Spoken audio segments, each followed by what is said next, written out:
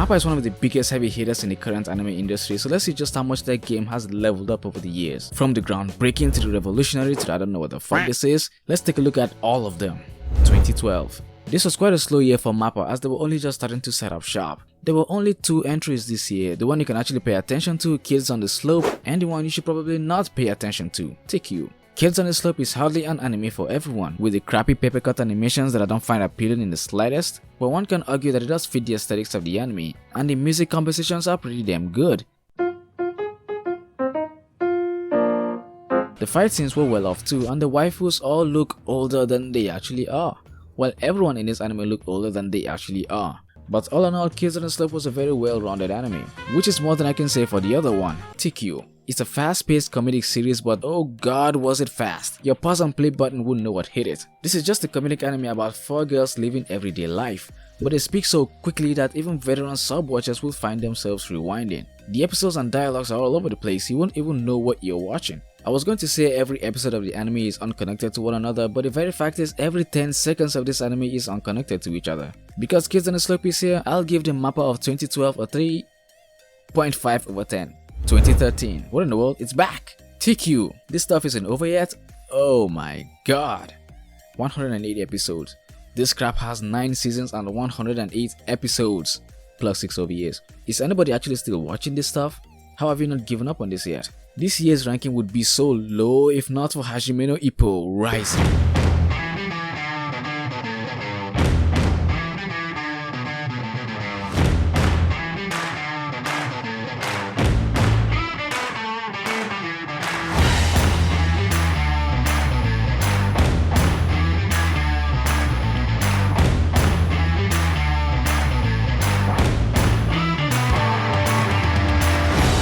Hajime no Ippo is an incredible boxing anime. Its long-running history proves that. You can find yourself watching this even if you don't like boxing. MAPPA did an excellent job with capturing that hype, but absolutely nothing else. The anime is pure sports, which means all other aspects of Rising is generic. The story generic, the characters generic, the actual animation of Rising is not on the standard of a 2013 show. It looks old, considering some of the other shows that went up this year. Madoka Rebellion, Data Life, Attack on Titan, Strike the Blood, they all look significantly better. Kyoto Animation's Beyond the Boundary also aired at this time, and damn was that animation clean. Even High School DxD came out a whole year before Rising. As an anime, Hajime no Ippo is stuck in the past. It will seem MAPPA put all their attentions on the fight scenes and ignored all else, because when they are not in the ring, I find myself zoning out.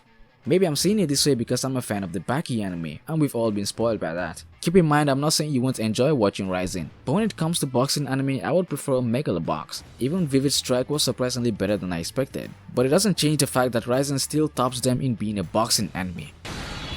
It's great. That's TQ and Hajime no Ippo Rising. I give the MAPPA of 2013 a 4 over 10. 2014.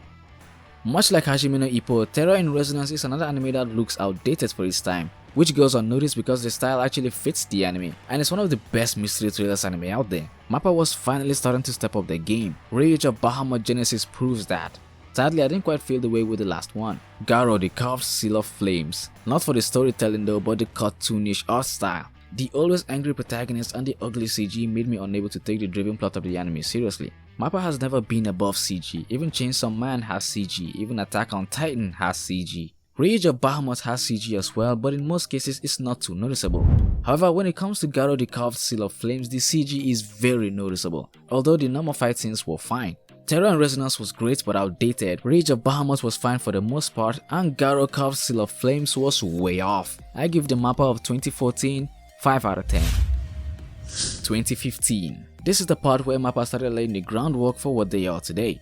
Punchline was the first to come out in 2015, and the first thing to notice about Punchline is that the animation is very clean, significantly better than all of the previous MAPPA works that had come before it. Though I can't really say much in the way of the story, at least in the first half that I actually watched like 3 years ago before I dropped the show. Ushio and Tora is a bit of a step up from that. The crazed action and nice monster designs with no CG in sight. Ushio and Tora is a fun show, and the constant bickering of the protagonist and the tiger-like yokai keeps the show fresh. People seem to like Punchline better, but in my opinion, Ushio and Tora is the better anime. I mean, I would choose action over fan service any day. I can't really point out anything that I like about Punchline except that I really like the coloring. But what about the new Garo Crimson Moon? For one, the animation has been given an overhaul. The characters look so much better, a lot less cartoonish, I can tell you that. The CG is still there, but thanks to the improved art style, it's not as bad anymore. It would seem MAPPA took all the issues I had with the first Garo and made them better. Cool. I give the MAPPA of 2015 5.5 out of 10. 2016. Ushio and Tora makes a comeback with Ushio and Tora Season 2, and the fight scenes haven't lost their step. Hordes of monsters flying everywhere and still no CG in sight. Nice work, MAPPA. When it comes to portraying the intensities and pure hype of any scene, MAPPA has always hit the nail right on the head. I like their work with Ushio and Tora, it's still good.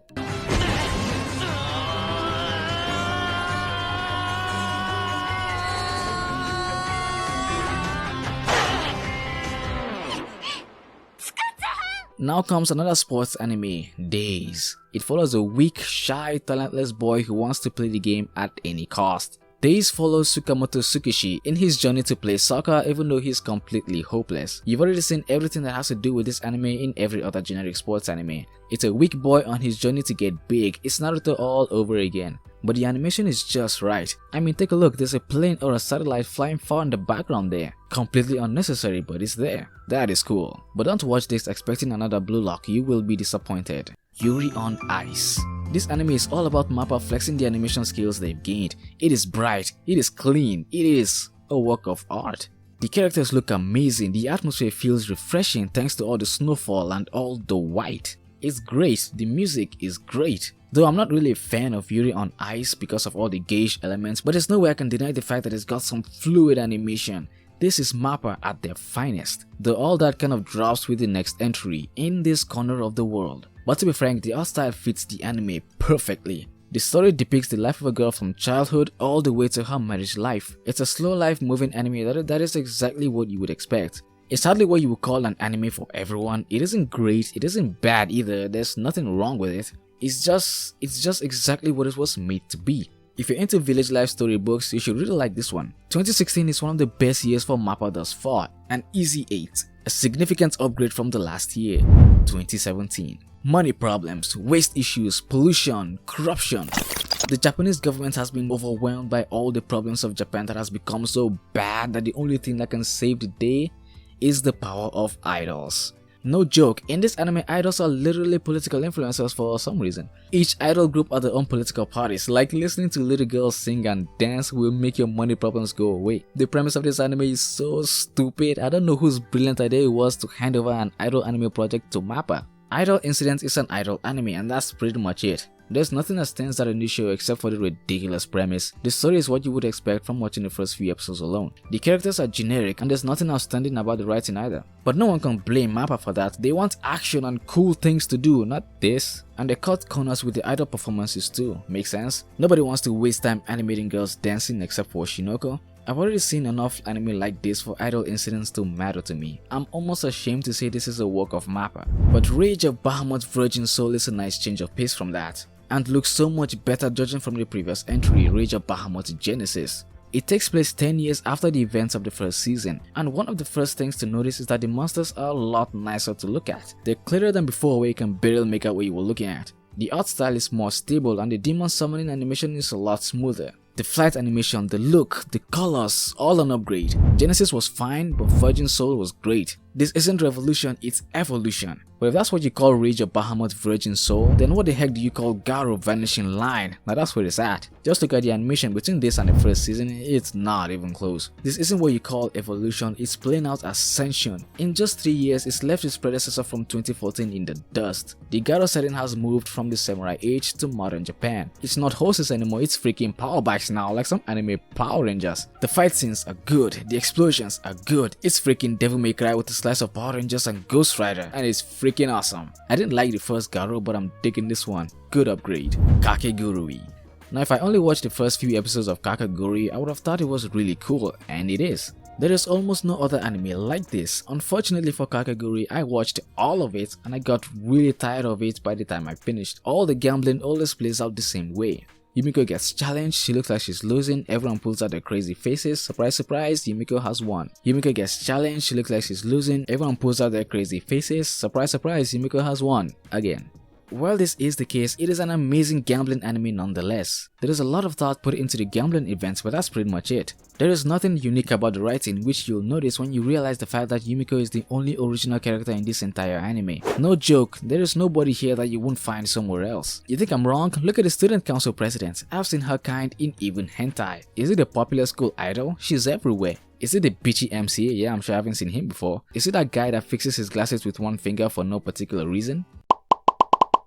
Of course not. But the best thing I like about the show is seeing how all these gamblers come up with new ways to outsmart each other. Kakegurui is great, the events are great, the system is great, the animation is great, but it is not for everyone. If you're anything like me, you'll get bored of it really quick. But you won't get bored of it nearly as quickly as the new kid on the block, Altair, a record of battles. I am no fan of the Arabian setting, I am no fan of politics, and I'm certainly not a fan of having the two of them together in one show. All the talk about war and politics and this kingdom and that kingdom just completely flies over my head. And I am not the only one. Altair really bore me. Half the time I have no idea what anybody's talking about. I have no idea who anybody's talking about unless I show a picture of that person. The story is not memorable, the characters are not likable, the world is generic and confusing. The only anime I've watched that takes place in the Arabian world that I truly enjoyed is Magi. However, when it comes to Altair, the characters, the animation, the story, there's really nothing that would keep me coming back. It's a boring, predictable, and ultimately disappointing work of anime that is just there for the sake of being there. And lastly of MAPPA 2017, we have Inuyashiki.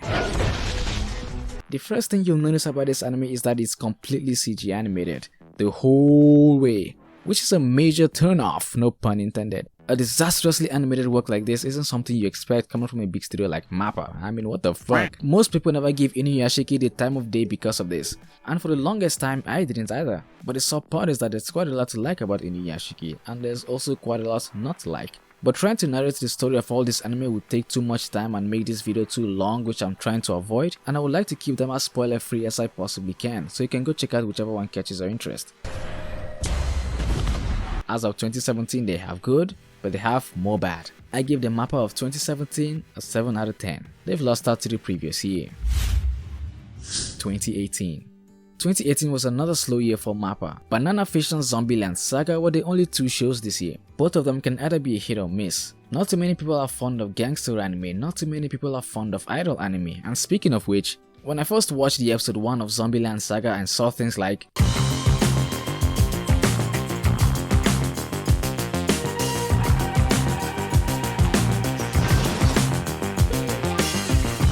I thought to myself, hey, this is gonna be good. And then 5 minutes later, it's like, time to work extra hard to make you world-class idols!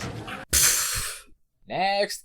While the anime has a nice backstory attached to these people, a lot of people never see it. Zombieland Saga is an anime you either like or you don't like, there's no two ways about it. I would say out of the two shows of this year, Banana Fish is the better anime. Lots of people think so, and so do I. It certainly is the more fleshed out story, which most people never see because again, the gangster vibes combined with the gauge elements the show gives off deters a lot of people from this anime. 5 out of 10. What's going on, MAPPA? Your evolution seems to be backtracking. Well, it's almost time for Dororo and Jujutsu Kaisen to make an appearance in the part 2 of this video, coming soon. Trivia time.